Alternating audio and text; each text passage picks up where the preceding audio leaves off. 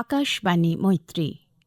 অতিথি স্টুডিওতে রয়েছেন অতীতের বিশিষ্ট কবি ও গীতিকার বটকৃষ্ণ দে।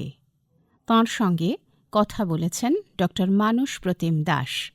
আজ শুনবেন দ্বিতীয় পর্ব।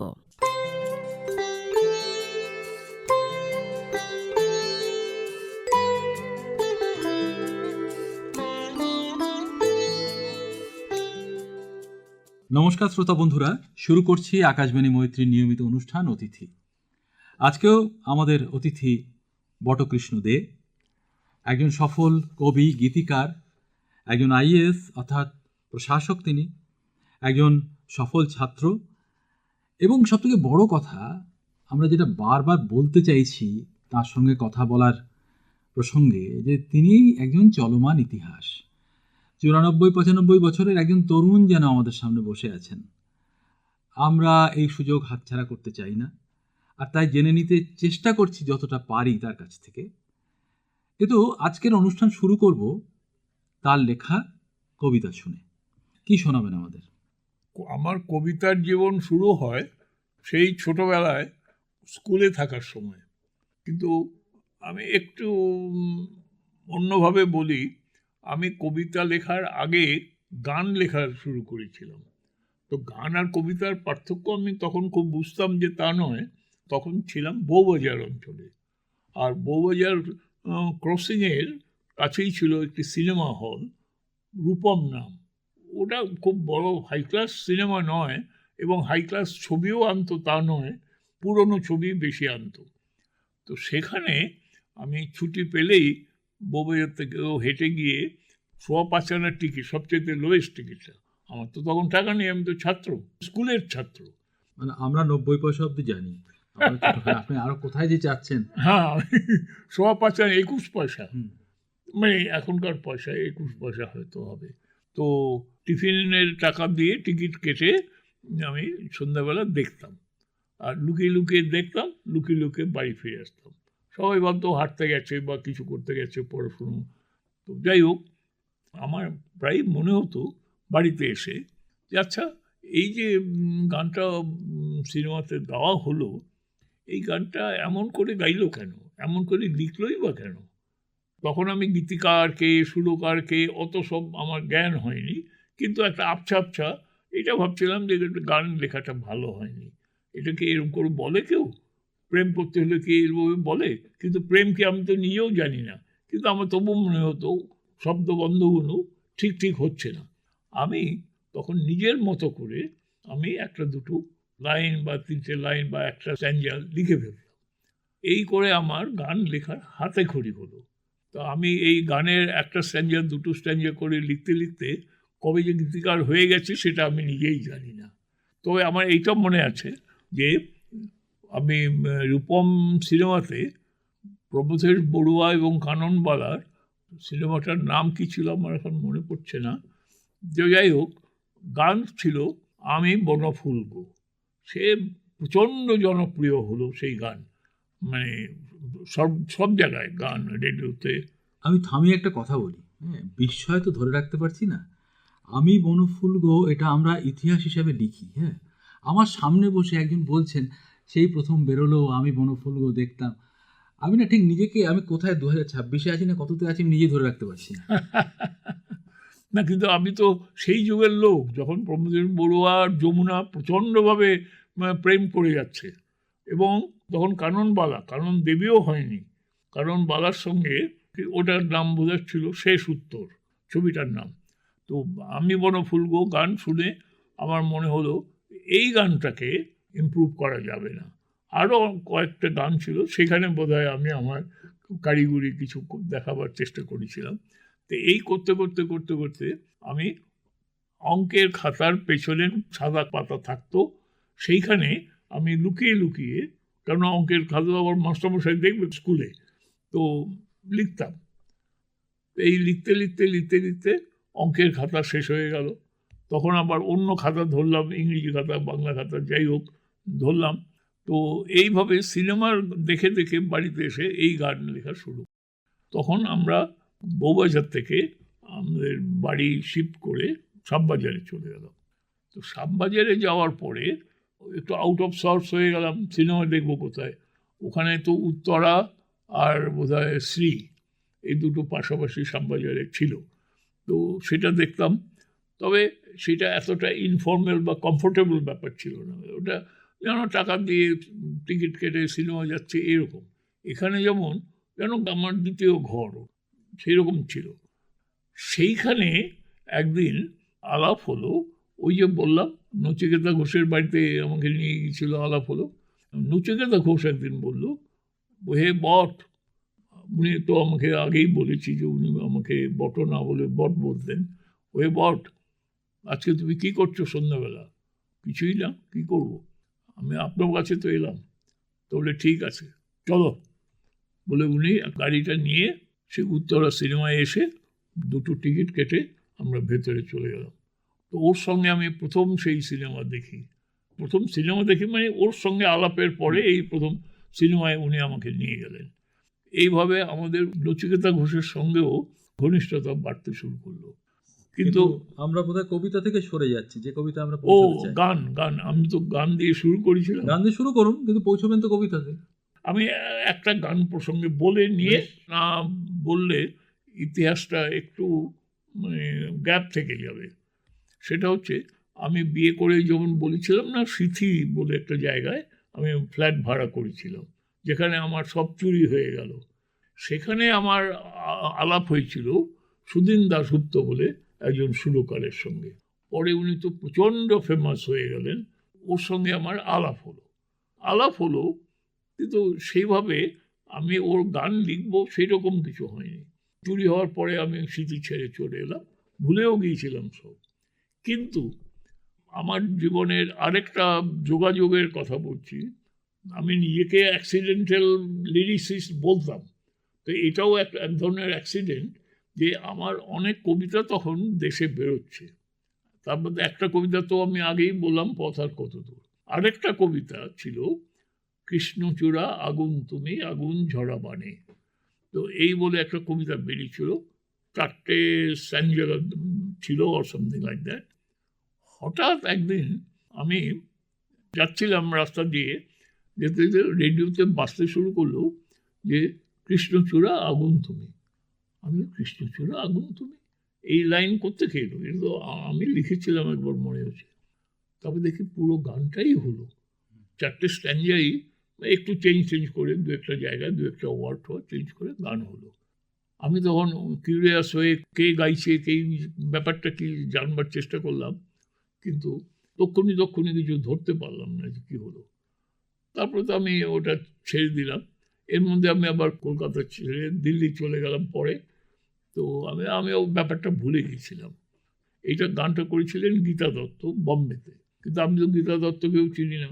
সুদিন দাশগুপ্তকে আমি চিনতাম, কিন্তু সুদিন দাশগুপ্তকে তো আমি এই গান দিইনি। তাহলে কপিরাইটের কি হবে? তাহলে কি হলো, তাহলে কোত্থেকে কি হলো?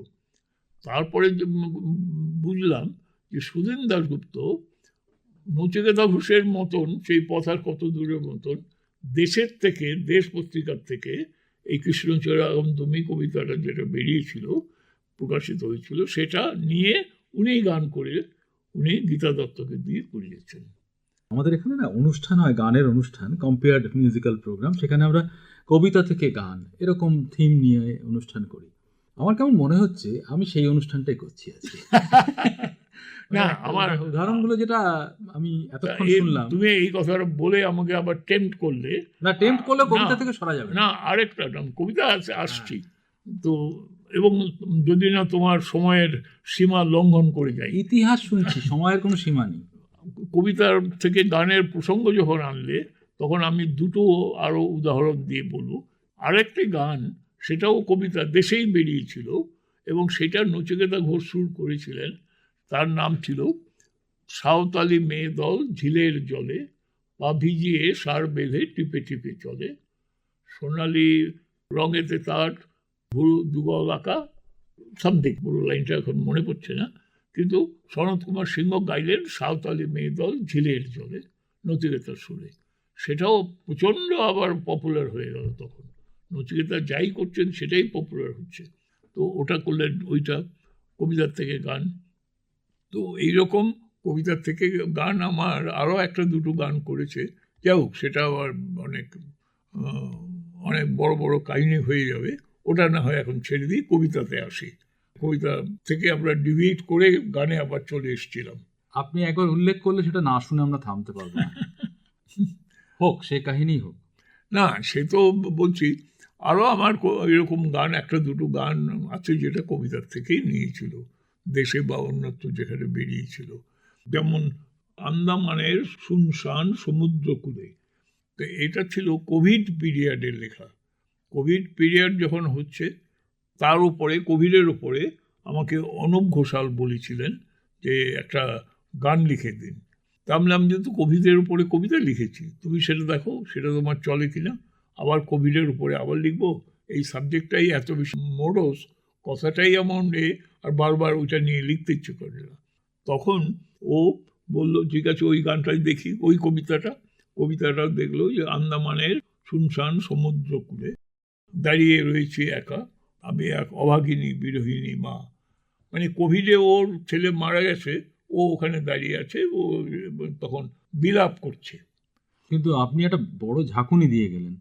আমরা বেশ ঘোরাঘুরি করছিলাম স্বাধীনতার পরের দশকটাতে, আপনি সোজা কোভিড পর্বে এনে ফেললেন এই শতকে, মানে আমরা আশা করতে পারিনি। না, এটা এসে গেল শুধু ওই কবিতার থেকে গানের প্রসঙ্গে।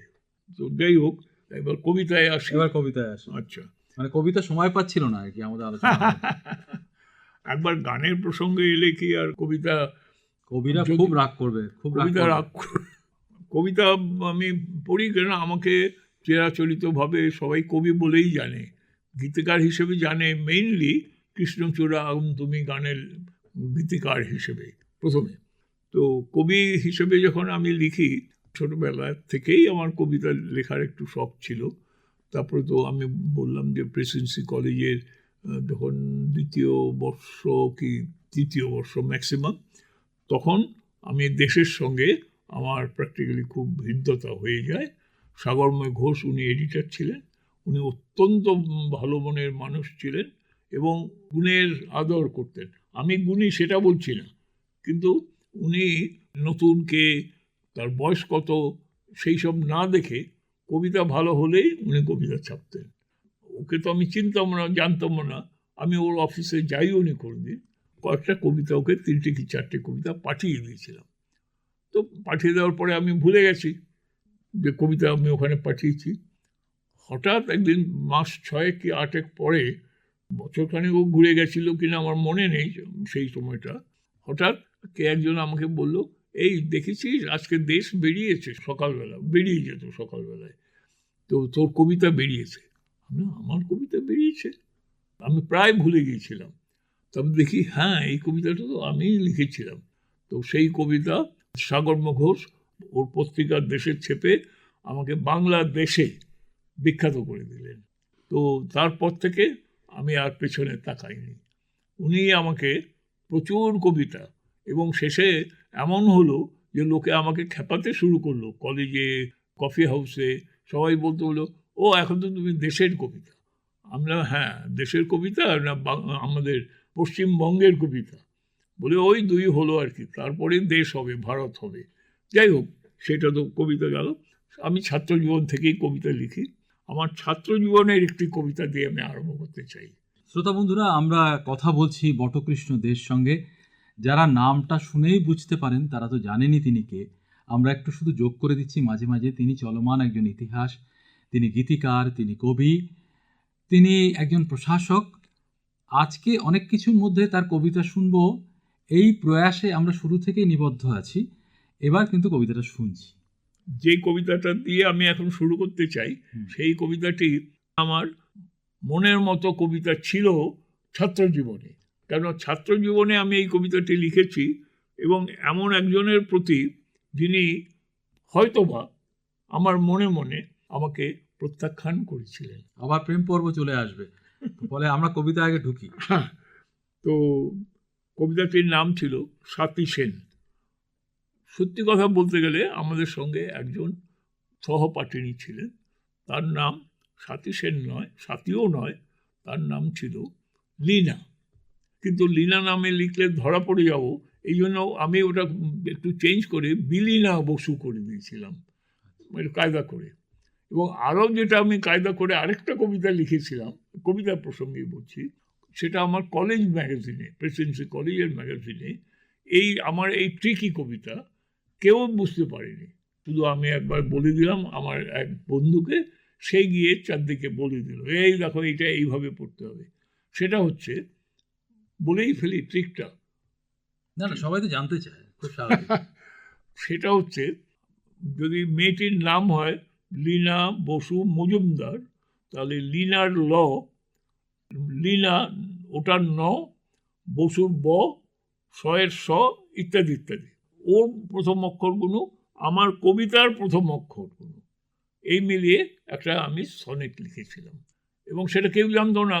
যেমন লীনা, আমি লীলার ওটা করেছিলাম লীলায়িত সমুদ্রের, তারপরে না দিয়ে আবার নাবিকের স্বপ্ন নিয়ে চলেছিল সামথিং, তো সমুদ্রের স্বপ্ন, যাই হোক, তো এইভাবে চলেছিল। তো আমি অনেক ট্রিকি কবিতা ওইভাবেও লিখেছিলাম। এখন আমি যে কবিতাটি পড়ছি সেটা সেই ছাত্র জীবনের সেই একটি কবিতা, স্বাতী সেন। স্বাতী সেন ভাবলেন, বসু মিত্র চৌধুরী বা রায় সকলে সকালবেলা ঘুম থেকে উঠেই সাজায় তার নামে ফুলদানি। তারপর সারাটা সকাল ঘুরিয়ে ফিরিয়ে দেখে স্বাতী সেন গোলাপি না লাল। স্বাতী সেন ক্লাসে আসবেন যেন পৃথিবী বিজয়, তেমনি তার হাবভাব। আজ রায় নিশ্চয় নিশ্চয় রেস্তোরাঁয় তার পায় দেবে কিছু, নয়তো চৌধুরী আছেই হাতের পাঁচ, ইশারায় আসবে ছুঁয়ে বুড়ি, যা কিছু আদিষ্ট হবে, খরচা শুধু একটুখানি হাসি, এতেই হাসিল কাজ, ছেলেটাও হবে খুশি টুসি। স্বাতী সেন পথে হাঁটবেন, পথে গিয়ে প্রায়ই ভাববেন কেউ তার পিছু নিয়ে স্বর্গ হাতে পেল, যেন তারই কথা শুনে শুনে সব চলে, এই শহর, এই ট্রাম, মানুষ কলকাতা। স্বাতী সেন জানলে না সেও এক সমুদ্রের ফেনা, বালিতে শুকোতে যার মুহূর্তের বেশি লাগবে না। ধূপ পুড়ে ছাই হয়, তেমনি সময় সব নিয়ে ওপারের জাদুঘরে একে একে রেখেছে সাজিয়ে এপারের সব কিছু। জীবনের গোল সিঁড়ি সোজা সেই এক পথে গেছে, যে পথের রহস্য আজও যা স্বাতী সেন জানলে না। সে পথের রোদ বৃষ্টি বালি কাকে পেতে সারাক্ষণ বাজিয়ে চলেছে করতালি। সময়ের হাসি শোনো স্বাতী সেন, তোমার ভ্রুকুটি বলি রেখা একে একে তোমাকেই রোজ দেয় ছুটি, খেলার খুশির থেকে একটু একটু আগে। স্বাতী সেন সময়ও পাতবে হাত ছেলেদের মতন, কি দেবেন সেই দিন তাকে, এই চুল, এই চোখ, এ মসৃণ ত্বক, চমক দেবে কি তেমনি, ভুলবে তাতে কালের যুবক। আচ্ছা, এই কবিতা কি লীনা দেবী পড়েছিলেন? এখন সেটাই প্রশ্ন। আমার এক বন্ধু, বান্ধবী বলা চলে, সেও আবার লীনারও বান্ধবী, সে জানতো এই কবিতাটা, উদ্দেশ্যটা লীনা আসলে আমার নিজের দুর্বলতা ছিল, যাকে বলে 50% প্রেমিক, সেটা ছিলাম 50%। কারণ আমাকে জিজ্ঞেস করেছিল, বলে তুমি কি করে এটা বলছো, আমি না 50% মানে আমি ভালোবাসি, ও ভালোবাসে কিনা আমি জানি না, সেটা নিয়ে এটা কি 50% প্রেমিক? এটা 50% প্রেমিক। আচ্ছা, তো সেই তখনকার দিনের কবিতা, উনি হয়তো জানতেন কি জানতেন না সেটা আমি বলতে পারি না। আচ্ছা, কথায় কথায় একটা জায়গায় আমরা আসতে চাই, রেডিওর কথা বা অল ইন্ডিয়া রেডিওর কথা বেশ অনেকবার এসে গেছে আমাদের আলোচনায়। তো অল ইন্ডিয়া রেডিওর সঙ্গে আপনার যোগ কীরকম বা কীভাবে শুরু হলো? একটা দিক দেখুন, আপনার লেখা গান, তাতে সুর দেওয়া হচ্ছে, কেউ গাইছেন, রেডিওতে বাজছে, জনপ্রিয় হচ্ছে, সেটা একটা দিক। কিন্তু সরাসরি রেডিওতে আপনি আসছেন, সেটা কবে থেকে শুরু হলো? না, সেটা কিন্তু আমার সঙ্গে শুরু হয়েছিল আমি যখন HMV-তে গান লেখা শুরু করলাম, সেই সময়ের কিছু আগের থেকে। অর্থাৎ ছাত্র জীবনেই। তো আমাকে কে একজন আলাপ করে দিয়েছিলেন রেডিওর একজন কোনো অফিসারের সঙ্গে, প্রোগ্রাম এক্সিকিউটিভ বা তার অ্যাসিস্ট্যান্ট বা এই জাতীয় কিছু, আমার ঠিক সময়টা এখন মনে পড়ছে না। সেটা তখন অল ইন্ডিয়া রেডিওর গার্স্টিন প্লেসে, কলকাতায় গার্স্টিন প্লেসে অফিস ছিল, সেখানে একটা গলির মধ্যে ঢুকে তারপরে অফিসটা ছিল। তো আমাকে সেখানে আলাপ করিয়ে দিয়েছিল সে এক আমার পুরনো বন্ধু। সে আবার আমাকে নিয়ে গিয়েছিল একজন প্রোগ্রাম এক্সিকিউটিভের সঙ্গে, এক ভদ্রমহিলা সেখানে ছিলেন। আমি নামটা ঠিক আমার মনে পড়ছে না, কিন্তু উনি অত্যন্ত মানে কোমল হৃদয়া, দয়াবতী। তো আমাকে ওর কাছে নিয়ে গেলেন। উনি আমাকে দেখে প্রথমে একটু অবাকই হয়েছিলেন, কেননা আমি তখন ছোটোখাটো দেখতে ভীষণ ছিলাম, এখনও বড় নই। উনি আমাকে দেখে বললেন, তুমি কবিতা পড়বে, তুমি কবিতা লেখো, তুমিই লেখো। তো যাই হোক, ওর সন্দেহ দূর করে আমি আমার গোটা 7-8 কবিতা ওকে দেখালাম। তো উনি দেখে বললেন, আমি বিশ্বাস করি না এগুলো, তুমি লিখেছ।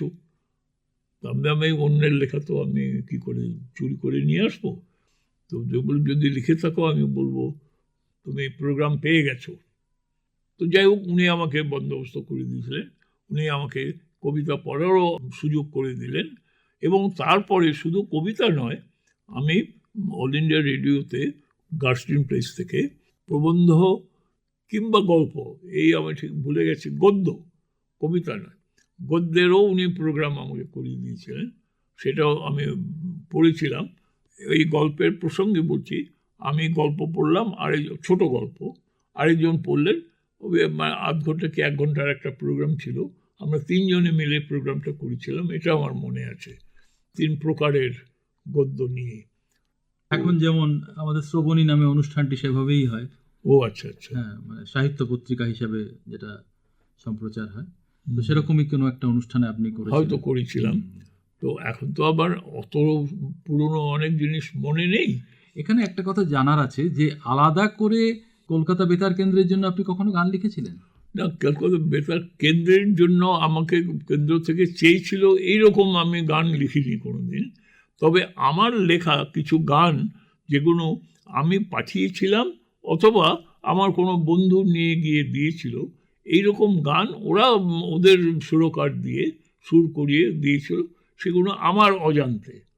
কিন্তু আমাকে যখন জানিয়েছিল তখন আমাকে ওই যে 5.25 আনা মানে 21 পয়সা আমাকে দক্ষিণা দিয়েছিলেন, এটা আমার মনে আছে। তো আমি যখন HMV এবং কলম্বিয়াতে গান লিখতে শুরু করলাম, তখন এই অল ইন্ডিয়া রেডিওর সঙ্গে HMVর একটা দ্বন্দ্ব চলছিল। উনি আমাকে HMV থেকে বললেন যে তুমি যদি অল ইন্ডিয়া রেডিওতে গান লিখতে চাও, আমাদের এখানে আমরা রেকর্ড করব না। তখন আমি অল ইন্ডিয়া রেডিওকে বললাম যে দেখুন, এটা HMV এই ধরনের কন্ডিশন দিচ্ছে, তা আমি কি করব? তোমার চয়েস, তুমি অল ইন্ডিয়া রেডিওর পাবলিসিটি চাও না রেকর্ডের পাবলিসিটি চাও। তো আমি তো তখন বাচ্চা ছেলে, আমি বুঝতেও পারলাম না কি করব কি না করব। আমাকে সবাই বললো, আরে HMV কলম্বিয়ায় রেকর্ড হবে, এর তো একটা প্রেস্টিজ আলাদা, অল ইন্ডিয়া রেডিওতে হবে। তখন আবার সবসময় গীতিকারের নামও বলতো না, এটা আবার একটা আশ্চর্যর ব্যাপার ছিল। কখনো কখনো বলতো, হয়তো সদয় কেউ থাকলে বলে দিত, কিন্তু তা নাহলে গীতিকারের নাম বলতো না। আমি গীতিকারের নামও বলে না মাঝে মাঝে, আবার আমার নাম বলবে কিনা জানে না, আমি তো একদমই আনকরা নতুন।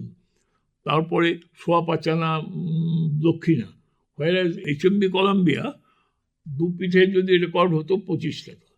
তো যাই হোক, এইভাবে টাকাটা নিয়ে ইম্পর্টেন্ট ব্যাপার নয়। আমি বলছি সেটা কোনো পেইং ব্যাপার ছিল না, আমি আমার মনের তাগিদে নেশার ঘোরে লিখতাম, পেশার জন্য নয়। এখানে একটা জানার ইচ্ছে, সেটা হচ্ছে যে আপনি দিল্লিতে প্রশাসক হয়ে কাজ করছেন, তো সেখানে আপনার কাছে পৌঁছতো অনুরোধ গান লিখে দেওয়ার জন্য? পৌঁছতো দুভাবে। এক হচ্ছে আমার কিছু কিছু বন্ধু যারা নাকি কলকাতায় ছিলেন, আমি তো চলে গেলাম দিল্লি, কিন্তু কলকাতায় তো আমার কিছু কিছু বন্ধু থেকে গিয়েছিলেন। তার মধ্যে একজন ছিলেন শৈলেন মুখার্জি। উনি নতুন এবং আনকরা নতুন, আমার মতনই, সুর দিয়ে বা রেকর্ড করেননি কোনো দিন। ওই শৈলেন মুখার্জি আমার গান নিয়ে প্রথম রেকর্ড করলেন জীবনের। পরে তো উনি প্রচণ্ড বিখ্যাত হয়ে গেলেন আমি শুনেছি, তখন আমি দিল্লিতে। যাই হোক, তো উনি আমার দুটো গান করলেন, এবং উনি করলেন না, উনি সুর দিয়ে নির্মলা মিশ্রকে দিয়ে ওর কেরিয়ারের প্রথম দুটি গান শৈলেন মুখার্জি সুরে করলেন। কি গান ছিল? শৈলেন মুখার্জির গানটা ছিল সাতি তারা ডুবে গেল, কামরাঙা ডালে রাঙা পাখিটির আখি ঘুমেতে জড়িয়ে এলো। আর নির্মলা মিশ্রের গান ছিল ধূসর গোধূলি আকাশের মেঘ রঙে আলপনা গেল আঁকি। আর আরেকটা গান ছিল মনে আমার ফাগুন এলো কোন অজানার গুঞ্জনে। এই দুটো নির্মলা মিশ্র করলো। শৈলেন করলো ওই যে বললাম, স্বপ্ন আমার ওগো সপ্ত রঙের প্রজাপতির পাখা, আর সাতি তারা ডুবে গেল কামরাঙা ডালে রাঙা পাখিটি রাখি। আচ্ছা, এই তারা সাথী হিসেবেই সাথী তারা তো, নাকি আর সেই সাথী সেন ফিরে এসে? না না না, সেই সাথী সেন নয়, এটা সাথী শতভিসার সাথী, আচ্ছা তারার সাথী। আচ্ছা, আর উনি হারিয়ে গেছেন অনেকদিন। উনি অনেকদিন আগে হারিয়ে গেছে। নদীর বহমান স্রোতকে কাটা যায় না, ঠিক একইভাবে চলমান ইতিহাসের স্রোতকেও কাটা যায় না। কিন্তু কি হয়, আমাদের অনুষ্ঠানগুলো তো সময়ের নিগড়ে বাঁধা, তো কোথায় একটা থামতে হয়, অপেক্ষা করতে হয় পরবর্তী পর্বের জন্য। আজকে এখানে থামি, আমরা অপেক্ষা করি পরবর্তী পর্বের জন্য। আমরা ধন্যবাদ জানাই বটকৃষ্ণ দেকে, কিন্তু বলা যায় তাকে আমরা ছাড়ছি না। কথা হবে অতিথির পরের পর্বে।